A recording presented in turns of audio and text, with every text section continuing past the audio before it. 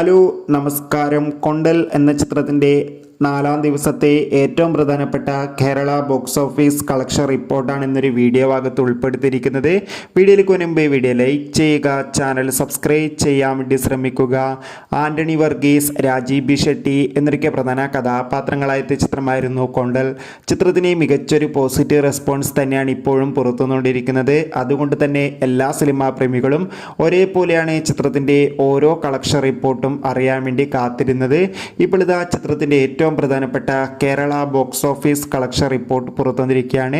കൊണ്ടൽ എന്ന ചിത്രത്തിന് ഇന്ന് 4-ാം ദിവസം മികച്ചൊരു ബുക്കിംഗ് നടക്കുന്നത് കൊണ്ട് തന്നെ 1 കോടിക്ക് മുകളിൽ തന്നെ കളക്ഷൻ നേടിയെടുക്കാൻ വേണ്ടി സാധിക്കുമെന്നാണ് ട്രാക്കിംഗ് റിപ്പോർട്ടുകൾ സൂചിപ്പിക്കുന്നത്.